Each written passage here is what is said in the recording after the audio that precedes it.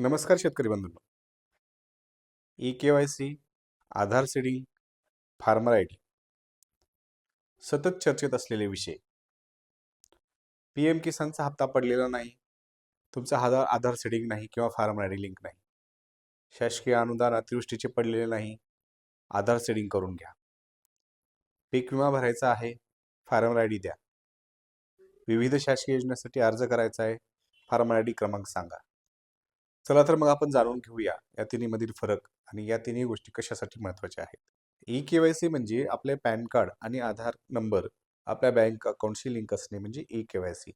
म्हणजेच हे झालं नो युअर कस्टमर म्हणजे ई-के-वाय-सी. आधार सीडिंग म्हणजे आपल्या ज्या शासकीय योजनांचे अनुदान आपल्या ज्या बँक अकाउंटमध्ये पाहिजे त्या बँक अकाउंटला आपले आधार सीडिंग करणे, याला आधार सीडिंग असं म्हटलं जातं. आपण आपल्या बँकेच्या ज्या अकाउंटला आधार सीडिंग करू त्याच बँकेच्या खात्यात आपले शासकीय अनुदान असेल, पीक विमा असेल किंवा इतर अनुदान असतील शासनाचे, ते त्याच अकाउंटला जमा होतात. आधार सीडिंग हे आपल्याला बँकेत जाऊनच करावं लागतं. तर ई-के-वाय-सी आपल्याला बँकेत जाऊनही करता येतं किंवा बाहेर ऑनलाईन सेंटरवर कुठेही आपल्याला करता येतं. हा झाला ई-के-वाय-सी आणि आधार सीडिंगमधील फरक. तिसरा मुद्दा येतो फार्मर आय-डीचा. ज्याप्रमाणे भारतीय नागरिक म्हणून आपल्याला आधार कार्ड प्रत्येकाचं काढलं गेलेलं आहे. आधारद्वारे आपली ओळख तयार केली जाते. त्याचप्रमाणे शेतकऱ्यांसाठी शेतकरी ओळखपत्र म्हणजेच फार्मर आय-डी हे आहे.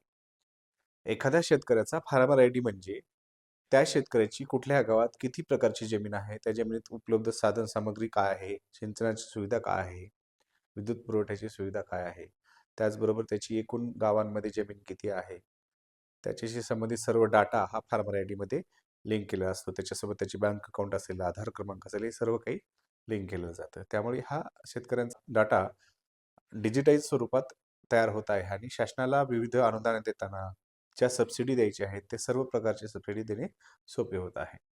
आता आपली ई-के-वाय-सी किंवा आधार सीडिंग किंवा फार्मर आय-डी नसल्यामुळे काय होत आहे? मागचा पी-एम किसानचा जो हप्ता शेतकऱ्यांच्या खात्यावर जमा झालेला आहे, त्यामध्ये यापूर्वीच्या हप्त्यापेक्षा 2,26,000 शेतकऱ्यांच्या खात्यामध्ये हप्ता जमा झालेला नाही.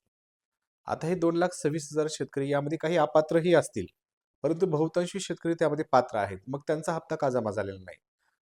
तर शासनाच्या असं निदर्शनात आलं, की अनुदानाची यादी म्हणजे आर-एफ-टी करते वेळेस या संबंधित शेतकऱ्यांच्या अकाउंटची आधार सेटिंग झालेली नाही. काही शेतकऱ्यांची फार्मर आय-डी लिंक झालेली नाहीत. काही शेतकऱ्यांची ई-के-वाय-सी झालेली नाही. अशा विविध कारणामुळे या बहुतांशी शेतकऱ्यांच्या खात्यामध्ये पी-एम किसानचा मागचा हप्ता जमा झालेला नाही आणि आणखीही तो प्रलंबित आहे. पी-एम किसान सन्मान योजनेच्याच धर्तीवरती राज्यामध्ये मुख्यमंत्री शेतकरी महासन्मान योजना राबवली जाते आणि त्यांच्याद्वारे हप्ता शेतकऱ्यांच्या खात्यात टाकला जातो. तो प्रलंबित आहे. मग हे शासनाच्या निदर्शनास आल्यानंतर ज्या शेतकऱ्यांची आधार सीडिंग किंवा फार्मर आय-डी लिंक नसल्यामुळे पी-एम किसानचा हप्ता पडलेला नाही, अशा सर्व शेतकऱ्यांची यादी प्रसिद्ध करण्यात आली आणि या शेतकऱ्यांना 10 जानेवारी 2026 पर्यंत मुदत देण्यात आली, की त्यांनी या मुदतीच्या कालावधीमध्ये म्हणजे 10 जानेवारीपर्यंत आपली आधार सीडिंग करून घ्यावी, ई-के-वाय-सी करून घ्यावी किंवा आपला फार्मर आय-डी जो आहे तो लिंक करून घ्यावा.